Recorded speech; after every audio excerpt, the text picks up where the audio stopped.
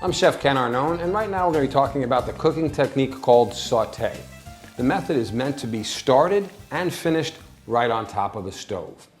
This is considered to be a dry cooking technique, meaning that there's no liquid moisture in the pan. It's merely the saute pan, the made item itself, and some oil to prevent sticking. It's a relatively quick cooking method, and it's done over medium-high heat.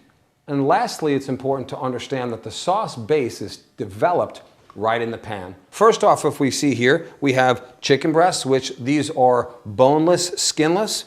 We have pork medallions, beef medallions, fish fillet, shrimp, scallops would work, veal medallions or veal cutlets. Those are some of the items, again, tender portion cuts that would be great for sauteing. Now, something to think about is doneness. This is one of the most frequently asked questions. You might want to take a look in either a cookbook or online for some of the basic temperatures for doneness. For example, poultry, you want to cook that to 165 degrees. And the best way to tell or gauge would be to get yourself a thermometer. You can use an instant read thermometer or a digital thermometer and just check in the thickest part of the protein that you're cooking and make sure that you've reached the temperature that is necessary. When selecting your pan for the technique of saute, it's really important to think about a thick bottom and a pan that has slightly sloped sides to it.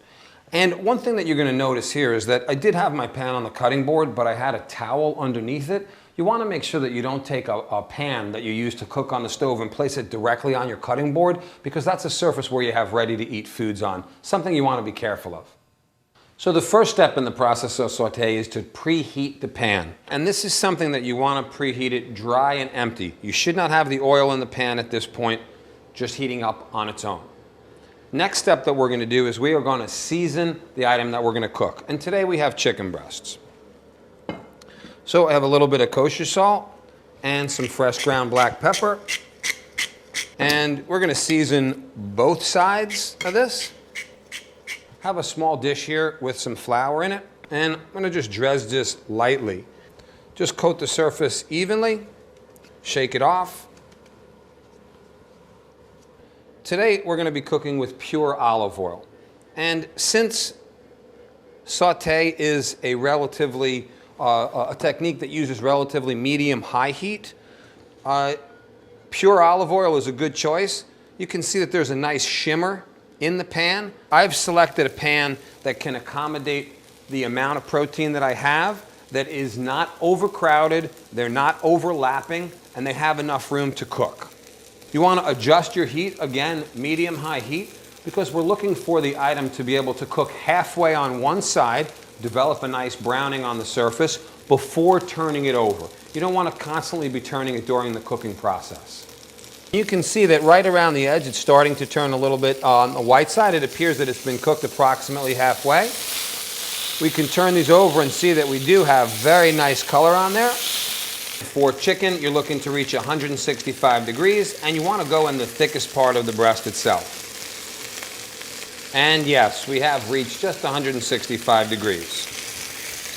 Now, we are going to add some shallots in here to the pan. And I'm just going to add a tiny bit more oil to help them cook. You want to allow them to sweat gently. And I'm going to switch to a wooden spoon here. While they're cooking, I'm going to gently scrape up some of the bits that formed on the bottom, because that's going to help to flavor our sauce. And we want to cook these shallots, saute them just until they are tender, translucent. You don't want to color them. Now that the shallots have sweated and they're nice and translucent, we're going to deglaze with a little bit of wine today. The wine that I use today is a Chardonnay, which would work well with the chicken. And we want to cook the alcohol out, or that raw flavor of the wine. So we're going to allow that to reduce down until it's almost dry. And at this stage, you'll certainly get a great aroma between the cooking shallots and the reducing wine as well. Now I'm going to add some chicken stock. You can use a homemade chicken broth, you can use a canned chicken stock, whatever you prefer. Now I'm going to turn the heat up to reduce this by half. Now that our chicken stock is reduced down by half, we're going to add some heavy cream. Make sure that we stir this up well. At this stage, I'm going to add a small pinch of salt. Not too much because it is reducing down, and a touch of pepper. And we're going to allow this to reduce to a nice sauce consistency. What I have to finish this is some fresh chopped parsley as well as some tarragon. If there are specific herbs that you prefer, you can certainly use them, but tarragon in chicken works well, and so does the parsley. You can check your consistency also, just a touch on the thin side. Okay, but the flavor is nice. I'm going to add just a tiny pinch of salt and a little bit more pepper. And I'm going to add some of our herbs. Make sure you're scraping the sides of the pan. Now it really has a nice consistency to coat. Excellent flavor. One last thing that I'm going to do is take a small piece of butter and add it to the pan. And this is an optional step. Basically what this does is it adds a bit of richness to the sauce, and it also puts a nice sheen on there, and it will thicken it ever so slightly. Sometimes you get a collection of a small amount of juice from the chicken breast coming out. You certainly can add that back into your sauce to finish because it adds flavor. Now we're going to just lightly coat the chicken breasts, and that is how you properly execute the technique of sauté.